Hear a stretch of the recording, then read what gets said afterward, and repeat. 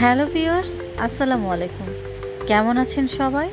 আমি আল্লাহর রহমতে অনেক অনেক বেশি ভালো আছি, আলহামদুলিল্লাহ। আজকে আপনাদের সামনে আরও একটি রেসিপি নিয়ে হাজির হয়ে গিয়েছি। রাঁধুনি হালিম মিক্স দিয়ে শাহি হালিমটা কিভাবে তৈরি করবেন সেটাই আজকে দেখাবো। বাসায় গেস্ট এসেছে, কোনো চিন্তা নেই, আমার রেসিপিটি ফলো করে আপনি কিন্তু চটজলদি এই শাহি হালিমটি বানিয়ে ফেলতে পারেন। এখানে আমি 2 প্যাকেট রাঁধুনি হালিম মিক্স নিয়েছি। 2 প্যাকেটে মোটামুটি 10 থেকে 12 জনকে সার্ভ করতে পারবেন। শর্টকাটে যদি কেউ হালিম বানাতে চান তাহলে আমি সাজেস্ট করব রাঁধুনি হালিম মিক্সটাই নেওয়ার জন্য, কারণ রাঁধুনি হালিম মিক্সটার ভেতরে যেই হালিমের মশলাটা থাকে, মশলাটা দিলে আর কোনো ঝামেলাই নেই আলাদা করে মশলাটা তৈরি করার। সো চটজলদি এই হালিমটা তৈরি করতে ফেলতে পারেন। হালিমটা রান্না করার আগে আমি এই হালিম মিক্সটাকে 30 মিনিটের জন্য গরম পানিতে ভিজিয়ে রেখেছিলাম। এখানে আমি 6 কাপ পরিমাণ গরম পানি অ্যাড করেছি। এখন চলে যাচ্ছি রান্নার মূল প্রসেসে। এখানে দিয়েছি 1 কাপ পরিমাণ সয়াবিন তেল, তার মধ্যে 2 কাপ পরিমাণ পেঁয়াজ, 2 টেবিল চামচ রসুন বাটা এবং 2 টেবিল চামচ আদা বাটা, 1 টেবিল চামচ হলুদ গুঁড়ো এবং 1 টেবিল চামচ মরিচের গুঁড়ো। এই সব উপকরণকে এখন আমি একত্রে মিশিয়ে নেব। ভালো করে নেড়েচেড়ে এখানে আমি দিয়ে দেব পরিমাণ মতো লবণ। আমি এখানে 1 টেবিল চামচ লবণ দিয়েছি। পরে অবশ্য আমি লবণ অ্যাড করেছিলাম যখন আমি মাংসটা দিয়েছি। এখানে আমি হাফ কেজি হাড় ছাড়া গরুর মাংস নিয়েছি। তবে কেউ হালিমে মাংসটা বেশি খেতে চাইলে মাংসের পরিমাণ কম বেশি করতে পারে। এখন আমি মাংসটাকে মশলার সাথে মিশিয়ে ভালো করে নেড়েচেড়ে কষিয়ে নেব কিছুক্ষণের জন্য। মাংসটাকে কষানোর পর আমি এটাকে 2-3 মিনিটের জন্য ঢেকে দেব। ঢাকনাটা তুলে তারপরে আমি এখানে 2 কাপ পরিমাণ গরম পানি অ্যাড করে দেব। কষানো মাংসটার মধ্যে আমি গরম পানি অ্যাড করেছি, কারণ গরুর মাংসটা সেদ্ধ হতে অনেক বেশি সময় লাগে।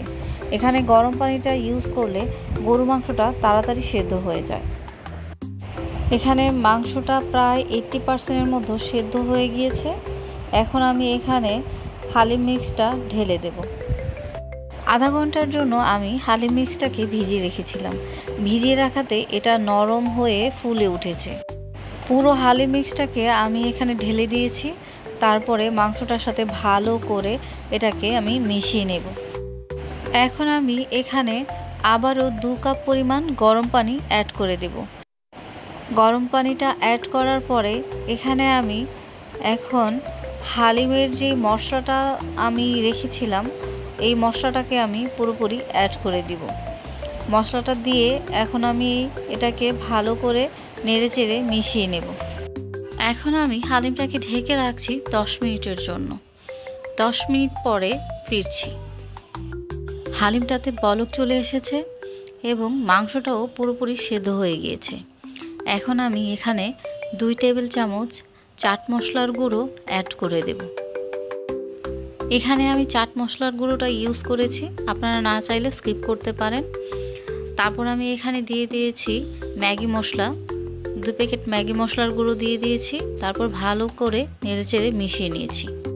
চাট মশলা এবং ম্যাগি মশলা পুরোটাই অপশনাল, কেউ চাইলে দিতে পারেন, দিলে খুব ভালো একটা ফ্লেভার আসে, না চাইলে স্কিপ করতে পারেন। এখন আমি তেলের মধ্যে 2টো রসুন কুচি এবং 1 টেবিল চামচ পাঁচফোড়ন অ্যাড করে এটাকে আমি ভালো করে ভেজে নেব। এরপরে আমি এখানে 4-5টি শুকনো মরিচ ভেঙে ভেজে নেব।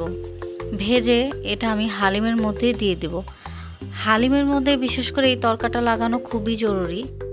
এটা হালিমের স্বাদকে দ্বিগুণ করে দেয়। এই জিনিসটা কিন্তু কোনো মতেই মিস করা যাবে না। ভালো করে নেড়েচেড়ে হালিমটাকে আমি মিশিয়ে নেব।